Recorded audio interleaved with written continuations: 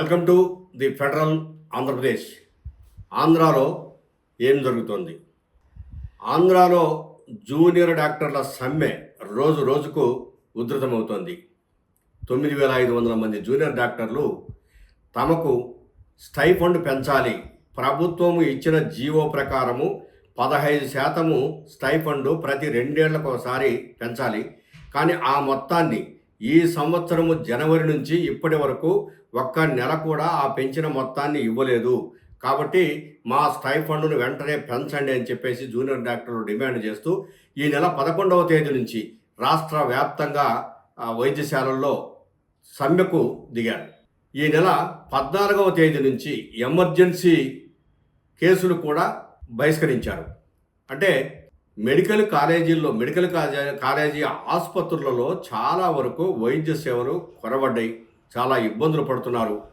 కాబట్టి జూనియర్ డాక్టర్ల సమ్మెను విరమింప చేయాలంటే వాళ్ళు కోరుతున్నట్లుగా ప్రభుత్వం గతంలో ఇచ్చినటువంటి జీవోను అమలు చేస్తూ 15% వాళ్లకు స్టైఫండ్ ఇవ్వాలి.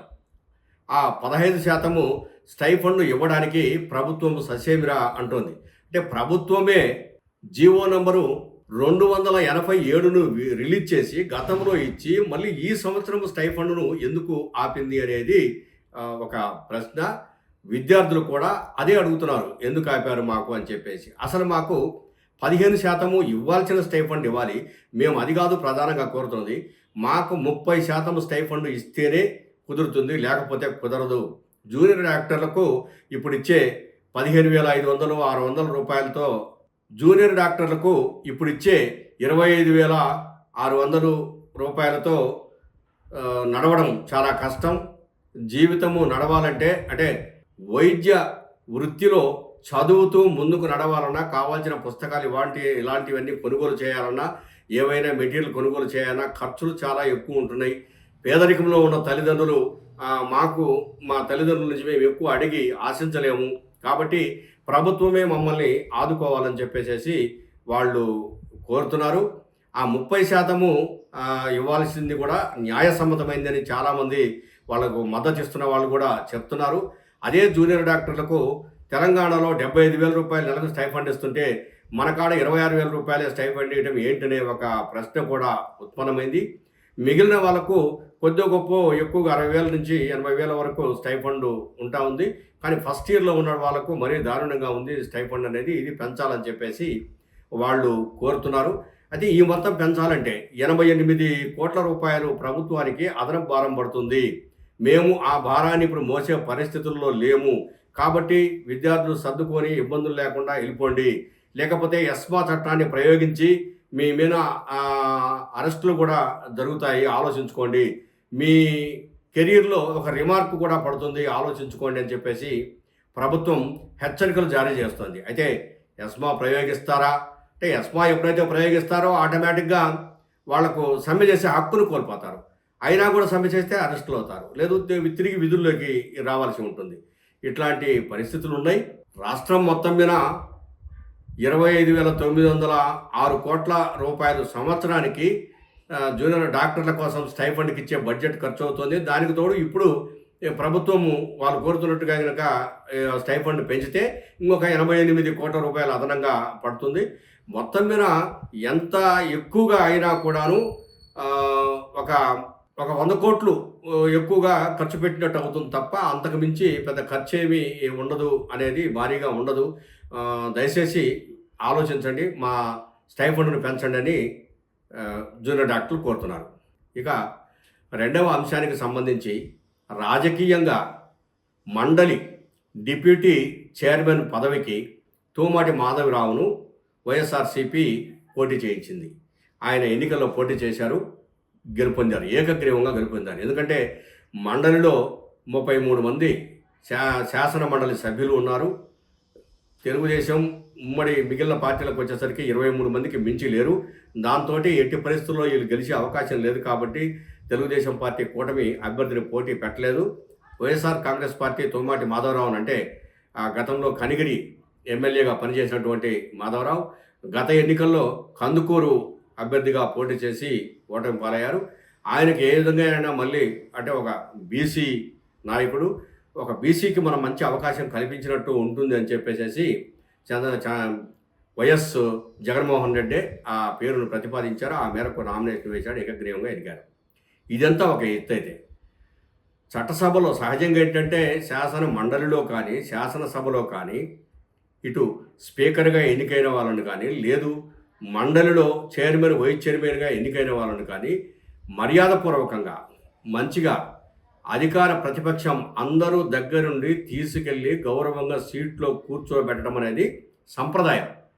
కానీ నిన్న జరిగినటువంటి పరిస్థితులు చూస్తే శాసన మండలి నుంచి టీడీపీ దాని మిత్రపక్షాలు అంటే కూటమి ప్రభుత్వ సభ్యులందరూ కూడాను మంత్రులు శాసన మండలి సభ్యులు సభ నుంచి వాకౌట్ చేసి అంత ముందుగానే వెళ్ళిపోయారు. కేవలము వైఎస్ఆర్సీపీకి సంబంధించినటువంటి సభ్యులు మాత్రమే తోమాటి మాధవరావును డిప్యూటీ చైర్మన్ సీట్లో కూర్చోబెట్టారు. ఇది అంతా కక్ష రాజకీయాలకు వేదిక కాబట్టే ఇటువంటి పరిణామాలు ఉత్పన్నమవుతున్నాయి. ఈ కక్ష పూరిత రాజకీయాలు మానుకోకపోతే ప్రజలకు ఉపయోగం ఉండదు, ప్రజలకు నష్టం తప్ప లాభం ఉండదు అనే చర్చ ఆంధ్రప్రదేశ్లో చాలామంది మేధావి వర్గంలో జరుగుతూ ఉంది. ఇక మూడవ అంశం నిరుద్యోగం. తీవ్రమైన నిరుద్యోగము ఆంధ్రప్రదేశ్లో ఉంది. దానిని ఎవరు పెద్దగా పట్టించుకోవటం లేదు. ఇప్పుడు నిరుద్యోగుల ఎంపికలు అంటే నిరుద్యోగులకు ఉద్యోగాలు ఇచ్చే ఎంపిక వ్యవహారాల్లో అవినీతి చోటు చేసుకుంది.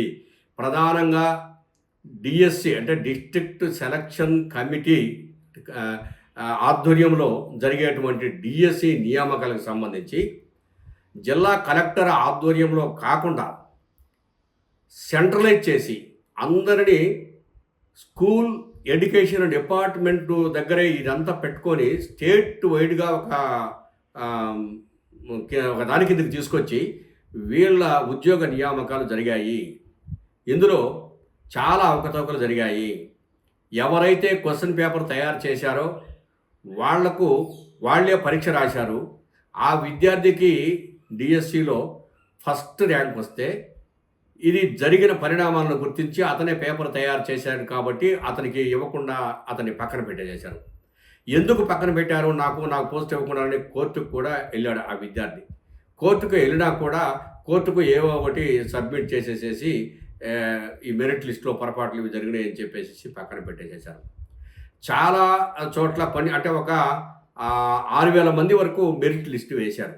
మొత్తం 16,000 ఉద్యోగాలకు నియామకం జరిగితే 6,000 మంది వరకు మెరిట్ లిస్ట్ వేశారు. ఈ మెరిట్ లిస్టులో చాలామంది మెరిట్లో ఉన్నప్పటికీ వాళ్ళకు ఉద్యోగం రాలేదు. ఎందుకు చాలామంది నిరుద్యోగులకు మెరిట్లో అంటే టెస్ట్ రాసి మెరిట్లో ఉన్నా కూడాను ఉద్యోగాలు ఇవ్వలేదని ప్రశ్నిస్తే సరైనటువంటి సమాధానం లేదు. ఈ విధంగా మొత్తం మీద డిఎస్సి నియామకాల్లో అవకతవకలు జరుగుతూ వచ్చాయి. ఆ తర్వాత స్పోర్ట్స్ కోటాలో కూడా తీవ్రమైనటువంటి అవకతవకలు జరిగాయి. చాలామంది తెలుగుదేశం పార్టీ, జనసేన పార్టీ, బీజేపీకి సంబంధించినటువంటి ఎవరైతే పరీక్షలు రాశారో తక్కువ మార్కులు ఉన్న స్పోర్ట్స్ కోటాలో వాళ్ళకి అప్పటికప్పుడు సర్టిఫికెట్లు సృష్టించి ఆ సర్టిఫికెట్ల ద్వారా ఎక్కువ మార్కులు వేసి వాళ్ళను టీచర్ ఉద్యోగాల్లోకి తీసుకున్నారు. మా దగ్గర సాక్ష్యము ఆధారాలు కూడా ఉన్నాయి, మేము నిరూపిస్తామని చెప్పేసి వైఎస్ఆర్సీపీ వాళ్ళు అంటున్నారు. అటు వైఎస్ఆర్సీపీ వాళ్ళు ఆ విధమైనటువంటి ఆరోపణలు చేస్తుంటే తెలుగుదేశం లేదా జనసేన, బీజేపీ ప్రభుత్వ కూటమి మరో ఆరోపణ మొదలుపెట్టింది. ఇదేంటంటే గ్రూప్ 1 పరీక్షల్లో అవకతవకలు జరిగాయి. పరీక్ష పేపర్లు దిద్దే విషయంలో ఎవరెవరో బయట వ్యక్తులు వచ్చి దిద్దారు.